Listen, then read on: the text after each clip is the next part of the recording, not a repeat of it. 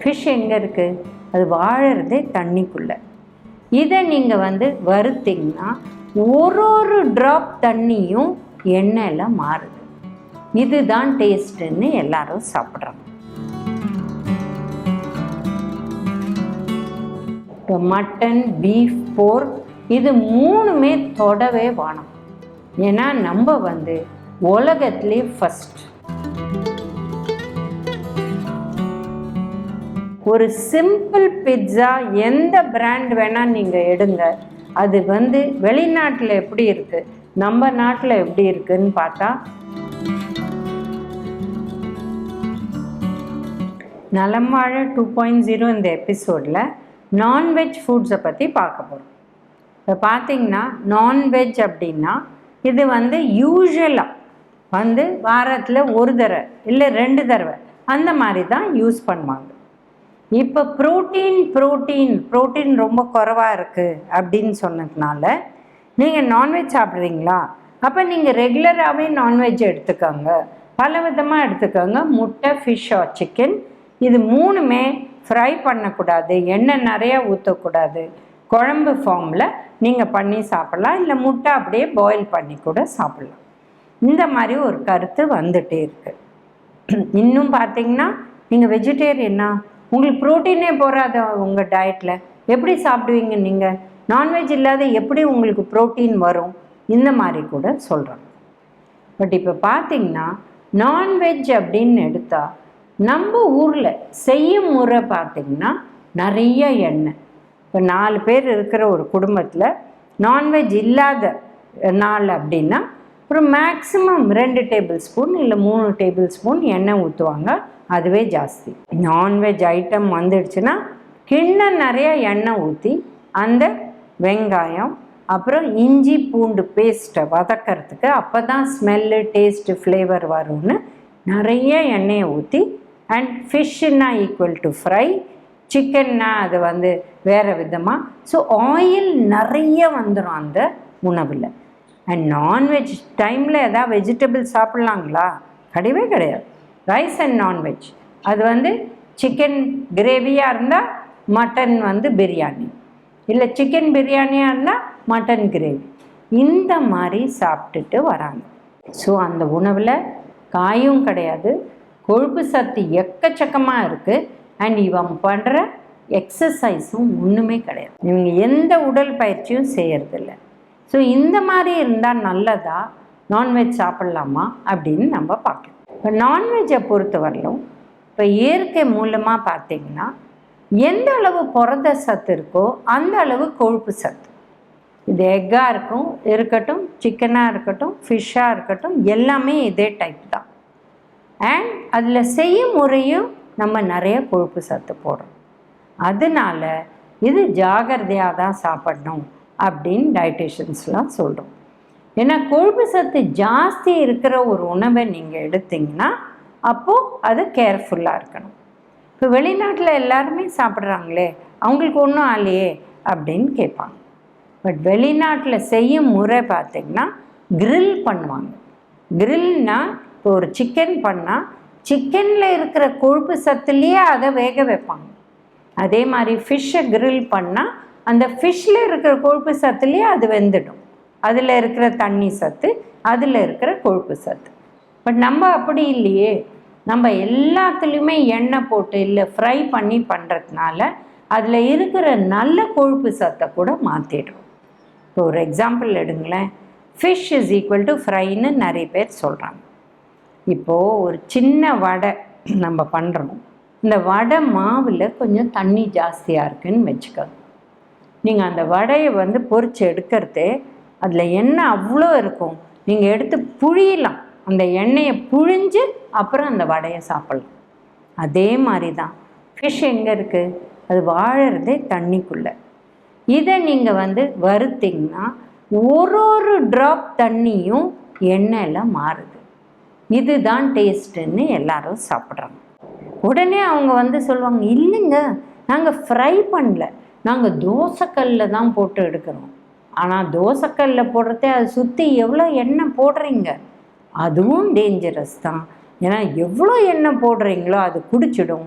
And அது வந்து அந்த ஃபிஷ்ஷை இன்னும் வந்து ஒரு ரோஸ்ட் ஆக்கும், அது டேஸ்ட்டுன்னு நினச்சிக்கிறாங்க. அதனால ஃப்ரைங்கிறத மறந்துடுங்க. And fish is equal to ஃப்ரைங்கிறத மறந்துடுங்க. அப்போ தான் ஃபிஷ்ஷில் இருக்கிற நல்ல கொழுப்பு சத்து உங்களுக்கு நல்ல கொழுப்பு சத்தாக கிடைக்கும்.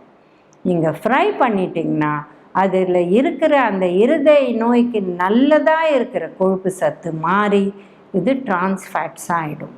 அதனால இருதய நோய் ஜாஸ்தி ஆகக்கூடிய வாய்ப்பு இருக்குது. இப்போ மட்டன், பீஃப், போர்க் இது 3மே தொடவே வேணும்.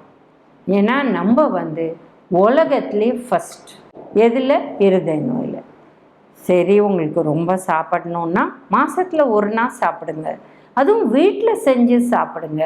ஸோ தட் ஒரு பிரியாணி பண்ணால் கூட அதில் எண்ணெய் போட்டு செய்வீங்க, இல்லை நெய் போட்டு செய்வீங்க. நீங்கள் வெளியிலேருந்து மற்ற விதமான இந்த வனஸ்பதி ஆயில் இதெல்லாம் வராது. இதே வெளியில் சாப்பிட்டிங்கன்னா அவங்க டேஸ்ட்டுக்கோசரம் சாஸு அது இதுன்னு சோடியம் சத்தும் ஜாஸ்தி பண்ணிடுவாங்க. எண்ணெயிலையும் இந்த மாதிரி வேண்டாத கொழுப்பு சத்தை சேர்த்து இதை ஜாஸ்தி பண்ணிடுவாங்க. அதனால் உங்களுக்கு இன்றைக்காவது சாப்பிடணுன்னா வீட்டிலே செஞ்சு சாப்பிடுங்க. நல்ல ஒரு நல்லெண்ணெயை போட்டு நீங்கள் செஞ்சு வறுக்காத குழம்பு மாதிரி இல்லை என்ன ஐட்டம் பண்ணுறீங்களோ அதில் எண்ணெய் குறைவாக செஞ்சு பண்ணிங்கன்னா அது ஹெல்த்தி. இப்போ வெஜிடேரியனாக இருக்காங்க, இவங்க எப்படி சாப்பிடுவாங்க, ப்ரோட்டீன் எப்படி வரும் அவங்களுக்கு அப்படின்னா, உங்களுக்கு தெரிஞ்ச விஷயம் என்னென்னா, அரிசி கூட ஒரு கப்பு சாப்பிட்டா அதில் 2 கிராம் ப்ரோட்டீன் இருக்குது. அரிசி பாதி கப்பும் நான் வந்து அதாவது சாதம் பாதி கப்பும் வெந்த சாதம் அதோட 1/2 கப் பருப்பு நான் போட்டு சாப்பிட்டேன்னா எனக்கு கிட்டத்தட்ட அந்த ஒரு கப்பில் 8லேருந்து 10 கிராம் ப்ரோட்டீன் வந்துடும். ஸோ இந்த மாதிரி 2 தடவை சாப்பிட்டா எனக்கு 20 கிராம். அதை தவிர நான் பால் 400 ml சாப்பிட்டா எனக்கு அதுலேயே 12.5 கிராம் ப்ரோட்டீன் வந்துடுது. ஸோ உங்களுக்கு 30க்கு மேலே போயிடுச்சு. இன்னும் ஒரு இங்கே 4-5 கிராம் இங்கே அங்கே காயிலேருந்து வரும், இல்லை சுண்டல்லேருந்து வரும், ஸ்ப்ரவுட்லேருந்து வரும். ஸோ வெஜிடேரியனாக இருந்தால் அவங்க ப்ரோட்டீன் குறைவுங்கிறது தப்பான கருத்து. தாராளமாக அவங்க ப்ரோட்டீன் சாப்பிடலாம். பருப்போ சுண்டலோ முளைக்கட்டின பயிரோ பெசரட்டோ அடையோ டெஃபினட்டாக அவங்க உணவில் 2 வேளைக்கு சாப்பிடணும். இதுதான் முக்கியமான கருத்து. இல்லை யாரெல்லாம் பன்னீர் சாப்பிடுவாங்களோ அதை எடுக்கலாம். யாரெல்லாம் சீஸ் சாப்பிடுவாங்களோ இந்த ஒரிஜினல் சீஸ் சாப்பிடணும். இந்த ப்ராசஸ் சீஸ் நல்லதே கிடையாது. ஏன்னா அதில் போடுற கொழுப்பு சத்து நல்லதில்லை. அண்ட் நிறைய உப்பு போட்டுடுறாங்க, அதுவும் நல்லதில்லை. ஸோ இல்லை தயிர், பால், ரொம்ப சிம்பிள். இதை எடுத்தோம்னாலே நம்மளுக்கு தேவையான ப்ரோட்டீன் ஒரு நாளைக்கு 36லேருந்து 40 கிராம் தாராளமாக கிடைக்கும். நாங்கள் 6 பேக் போகிறோங்க, ஜிம்முக்கு போகிறோங்க, எங்களுக்கு நிறைய ப்ரோட்டீன் தேவை. ட்ரெயினர்ஸ்லாம் ஒரு ஸ்கூப்பில் 28 கிராம் சப்ளிமெண்ட் ப்ரோட்டீன் கொடுக்குறாங்க. அது 6லேருந்து 8 ஸ்கூப் ஒரு நாளைக்கு சாப்பிடணும்னு சொல்கிறாங்க. இதை நாங்கள் எடுக்கலாமா அப்படின்னா, நீங்கள் மெதுவாக அதை சேஞ்ச் பண்ணிட்டு வாங்க. உங்களுக்கு நிஜமாகவே 6 பேக் பண்ணணுன்னா மெதுவாக பண்ணுங்கள். பட் ஓவர் நைட் நேற்று வரலும் ஒன்றும் எடுக்கலை, இன்னைக்கு காலையில் எழுந்து நான் 6 ஸ்கூப் சாப்பிட்றேன் 4 ஸ்கூப் சாப்பிட்றேன்னா ஜாகிரதையாக இருங்க. ஏன்னா 24லேருந்து 28 கிராம், சரி 20ன்னே வச்சுக்கோங்க, 4 ஸ்கூப் எடுத்திங்கன்னா 80 கிராம். நீங்கள் முன்னாடி சாப்பிட்ட ப்ரோட்டீன் 20 கிராம் கூட வராது. இப்போ சவுத்தில் பார்த்தீங்கன்னா 2 மாதம், ஆடி மாதமும் இன்னொரு மாதமும் அவங்க நான்வெஜ்ஜே தொட மாட்டாங்க. அப்போ அந்த டைமில் அவங்க நிறைய பருப்பு இந்த மாதிரி ஐட்டம் கட்டாயம் சாப்பிடணும். ஸோ நான்வெஜ் தான் நல்லது, நான்வெஜ்லேருந்து தான் ப்ரோட்டீன் வரும் அப்படிங்கிறது தப்பான கருத்து. பட் நான்வெஜ்ஜில் ஃபிஷ் அண்ட் சிக்கனில் குட் ப்ரோட்டீன் இருக்குது, இருதயத்துக்கு நல்ல கொழுப்பு சத்து இருக்குது. இதை செய்யும் முறையில் கரெக்டாக நீங்கள் கிரில் பண்ணியோ இல்லை குழம்புலையோ எண்ணெயை கம்மியாக யூஸ் பண்ணி சமைச்சு எடுத்திங்கன்னா இது ஓகே, யூஸ் பண்ணலாம். பட் உங்கள் உடல் பயிற்சி அந்த ப்ரோட்டீனை யூஸ் பண்ணுறதுக்கு தேவைப்படுது, அது மாதிரி பண்ணணும். அண்ட் பால் தயிர் சாப்பிட்றது தப்பு கிடையாது. நீங்கள் நான்வெஜ்ஜாக இருந்தால் கூட பால் தயிர் எடுத்துக்கலாம். பட் உணவில் டெஃபினட்டாக காய் வேணும். நாங்கள் நான்வெஜ் உணவு அதனால் நாங்கள் காயே சாப்பிட மாட்டோங்கிறது தப்பான கருத்து. அன்றைக்கி போகிற காய் வந்து வெறும் வெங்காயம் தக்காளி தான் அந்த மசாலாலேயோ இல்லை அந்த பிரியாணிலேயோ போடுறது. இந்த மாதிரி சாப்பிடவே கூடாது. கட்டாயம் காய் 1/2 பிளேட் இருக்கணும். அதை தவிர நீங்கள் என்ன ஐட்டம் சாப்பிட்றீங்களோ நான்வெஜ் ப்ளஸ் ரைஸ் இன்னொரு 1/2 பிளேட் சாப்பிட்லாம். அதுக்கு மேலே சாப்பிடக்கூடாது.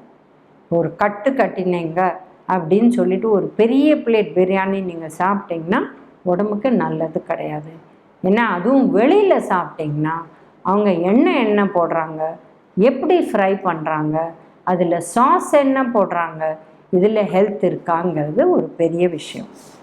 இதெல்லாம் விட பார்த்திங்கன்னா வீட்டில் செய்கிற நான்வெஜ்ஜை விட வெளியில் வாங்கினா தான் டேஸ்ட் இருக்குது. ஷவர்மா இந்த மாதிரி ஐட்டம்லாம் பயங்கர டேஸ்டியாக இருக்குது, அதுதான் எங்களுக்கு வேணும், அது எப்படி வீட்டில் கிடைக்கும், நாங்கள் வாரத்தில் 2-3 தடவை அதை தான் வாங்கி சாப்பிட்றோம் அப்படின்னு சொல்கிறாங்க. இதெல்லாம் ஜாகிரதையாக இருங்க. ஏன்னா அதில் போடுற மீட்டு என்ன மீட்டுன்னே நம்மளுக்கு தெரியாது. அது மட்டனா, சிக்கனா, டாக் மீட்டா, ஒன்றுமே தெரியாது. நம்ம ஜாகிரதையாக இருக்கணும். அது கெட்டுப்போன உணவா இல்லை நல்ல உணவா, அதுவும் அடுத்த குவெஸ்டின். நீங்களே நிறைய பார்க்குறீங்க, நிறைய இடத்துல இதை சாப்பிட்டு உடம்பு வயிற்றுப்போக்கு வந்து சில பேர் இறந்து கூட போய்ட்றாங்க. அதனால அதில் போடுற சாஸை போட்டு அந்த டேஸ்ட்டை கொண்டு வராங்க. பட் அது ஹெல்த்தியா அப்படிங்கிறது ஒரு பெரிய கேள்விக்குறி. அதனால் பெரும்பாலும் நான்வெஜ்ஜை பொறுத்த வரலும் வீட்லேயே என்ன டேஸ்ட் வருதோ அதை சமைச்சு சாப்பிடுங்க, அதுதான் ஹெல்த். இப்போ முட்டை அப்படின்னு வந்தால் நம்ம வந்து ஹென்னோட முட்டை தான், கோழி முட்டை தான்னு யோசிக்க வேண்டாம். நம்ம வந்து இந்த வாத்து முட்டை இல்லை காடை முட்டை இதெல்லாம் கூட எடுக்கலாம். வாத்து கூட அதோட மீட், இப்போ சிக்கன் சாப்பிட்ற மாதிரி வாத்தோட மீட்டு கூட சாப்பிடலாம், தப்பு கிடையாது. அதுலேயும் அந்த கொழுப்பு சத்து பேர்ட் மீட்னால அந்த அளவு அது வந்து இந்த கொழுப்பு சத்து சேச்சுரேட்டட் ஃபேட் கிடையாது, தாராளமாக சாப்பிட்லாம். இந்த காடை முட்டை ரொம்ப குட்டியாக இருக்கும், அதனால இதை ஹெல்த்தி அப்படின்னு நினைக்கிறாங்க. பட் எல்லாத்துலேயுமே ப்ரோட்டீன் சத்து பார்த்திங்கன்னா ரொம்ப சிமிலராக தான் இருக்கும். அதை டெஃபினட்டாக எடுத்துக்கலாம். பட் அதுலேயும் எண்ணெய் குறைவாக போட்டு தான் செய்யணும். இப்போ அடுத்து பார்த்திங்கன்னா ஃபாரின் இப்போ போனீங்கன்னா நீங்கள் வந்து ஆஃப்ரிக்கா இல்லை சைனா இந்த மாதிரி இடத்துக்கெல்லாம் போனீங்கன்னா அவங்க பல விதமான மீட் சாப்பிடுவாங்க. நம்மளால் அதெல்லாம் யோஜனை கூட பண்ண முடியாது. பாம்பு, தேள், எது ஓடுறதோ எது வேணால் எடுத்து அவங்க சாப்பிடக்கூடிய வாய்ப்பு இருக்குது. அதை சமைக்கிறதுக்கு அவங்களுக்கு தெரியும். அவங்க வந்து எண்ணெய் நிறையா போட்டு அதை வதக்கி ஃப்ரை பண்ணி அப்படியெல்லாம் பண்ணுறதில்ல. அவங்க செய்யும் முறையே வேறு.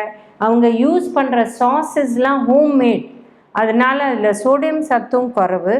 சைனா நாட்டில் பார்த்திங்கன்னா நிறைய பேர் 80 வயசு மேலே இருக்கிறவங்க இருக்காங்க, ஹெல்த் இருக்காங்க. பட் செய்யும் முறை டோட்டலி டிஃப்ரெண்ட். பட் இதையே வந்து நம்மளோட ஹோட்டல்ஸில், இந்த பெரிய 5 ஸ்டார் ஹோட்டல்ஸ்லாம் இதெல்லாம் சர்வ் பண்ணுறாங்க. பட் அது ஆட்டோமேட்டிக்காக டேஸ்ட் மாற்றிடுறாங்க. இந்தியன் பேலட்டுக்கு எப்படி அவங்களுக்கு பிடிக்குமோ. இப்போ ஒரு சின்ன விஷயமா எடுத்துக்கோங்களேன், ஒரு சிம்பிள் பிட்ஸா எந்த பிராண்ட் வேணால் நீங்கள் எடுங்க, அது வந்து வெளிநாட்டில் எப்படி இருக்குது நம்ம நாட்டில் எப்படி இருக்குதுன்னு பார்த்தா டோட்டலி டிஃப்ரெண்ட். சீஸ் டிஃப்ரெண்ட், அந்த யூஸ் பண்ணுற எல்லாமே டிஃப்ரெண்ட். ப்ளஸ் அதை நம்மளோட பிடிக்கிற மாதிரி அதில் பல விதமான டேஸ்ட் ஆட் பண்ணிடுறாங்க. இல்லைன்னா நம்ம நாட்டுக்கு ஒத்து வராது அப்படின்ட்டு. ஸோ அதனால் வெளிநாட்டில் இப்படி பண்ணுறாங்களே நம்ம சாப்பிட்லாமா? இதில் இருக்கிறதுலே ரொம்ப ரொம்ப தப்பான விஷயம் எதுன்னா அப்படியே ரா மீட்டை சாப்பிட்றது. ஏன்னா அதுவும் வெளியில் வாங்கி நீங்கள் சாப்பிட்டிங்கன்னா எப்போ அதை கட் பண்ணாங்க, அது எப்படி ஸ்டோர் பண்ணாங்க, இது ஃபஸ்ட்டு டைஜஸ்ட் ஆகாது. ரெண்டாவது அது வழியாக இன்ஃபெக்ஷன் வரலாம். நிறைய இன்ஃபெக்ஷன் வரக்கூடிய வாய்ப்பு வந்து நான்வெஜ் ஃபுட்ஸ். ஏன்னா அது ரொம்ப சீக்கிரம் கெட்டு போகிற ஒரு விஷயம். இப்போ நீங்கள் மீன் பிடிச்சி அதை ஐஸில், ஃப்ரிட்ஜில், ஃப்ரீசரில் வைக்காத நீங்கள் வந்து ஒரு 2 ஹவர்ஸ் வச்சிங்கன்னா அந்த வெயிலில் அது கெட்டு போகக்கூடிய வாய்ப்பு இருக்குது. அதனால ஜாகிரதையாக இருக்கணும். இது ரொம்ப ஈஸியாக கெட்டு போகிற ஒரு விஷயம். இதை ராவாக சாப்பிட்றது நல்லதே கிடையாது. அதுவும் நம்ம ஊரில் ராவாக சாப்பிட்றது நல்லதே கிடையாது. ஏன்னா கெட்டு போகிற சான்ஸ்.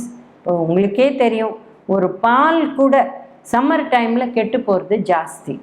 அதே நம்ம கொஞ்சம் வின்டர் டைமில் கொஞ்சம் மறந்துட்டோம், நம்ம ஒரு ஹவர் கழித்து கூட எடுத்து வச்சோன்னா அதை பாயில் பண்ணி வச்சுட்டோன்னா அது பிழைக்கக்கூடிய விஷயம் இருக்குது. அதே மாதிரி தான் நான்வெஜ் ஐட்டம்ஸும். அது ரொம்ப சீக்கிரமாக கெட்டு போகிற ஒரு விஷயம். அதை ராவாக டெஃபினட்டாக சாப்பிடக்கூடாது. பட் வேக வச்சு குக் பண்ணி கிரில் பண்ணி அந்த மாதிரி சாப்பிடலாம். ஃப்ரை பண்ணி டெஃபினட்டாக சாப்பிடக்கூடாது. நான்வெஜ்ஜை பொறுத்த வரலும் வாரத்தில் 2 to 3 டைம்ஸ் சாப்பிட்டா நோ ப்ராப்ளம். அதை தவிர மற்ற நாள் எக்ஸ் எடுத்துக்கலாம். ஸோ தட் உங்களுக்கு நான்வெஜ் மாதிரி தான் இது ப்ரோட்டீன் கிடைக்கும். ஸோ ஒன்றும் ப்ராப்ளம் இல்லை. பட் டெய்லி சிக்கனோ ஃபிஷ்ஷோ அந்த மாதிரி பண்ணுறது ஃபஸ்ட்டு கஷ்டம். ரெண்டாவது அதை டெய்லி சாப்பிட்டா டைஜஷன் ப்ராப்ளம்ஸ் கூட வரக்கூடிய வாய்ப்பு இருக்குது. ஸோ உங்களுக்கு டெய்லி எடுக்கணுன்னா ஆல்டர்னேட் டேஸ் எடுத்துக்கோங்க 2 to 3 டைம்ஸ். அண்ட் அது கூட நைட்டில் எடுக்காத மதியம் லன்ச் டைமில் எடுக்கிறது பெட்டர். அண்ட் எக்ஸ் எடுத்துக்கோங்க மற்ற 3 days. அதுவும் உங்களுக்கு ரொம்ப எக்ஸசைஸ் பண்ணுறீங்க, உங்களுக்கு அந்த மாதிரி எக்ஸஸ் ப்ரோட்டீன் தேவைப்படுதுன்னா அந்த மாதிரி செஞ்சுக்கலாம். நீங்கள் இந்த விஷயங்களை ஃபாலோ பண்ணி நலம் வாழ என்னாலும் என் வாழ்த்துக்கள்.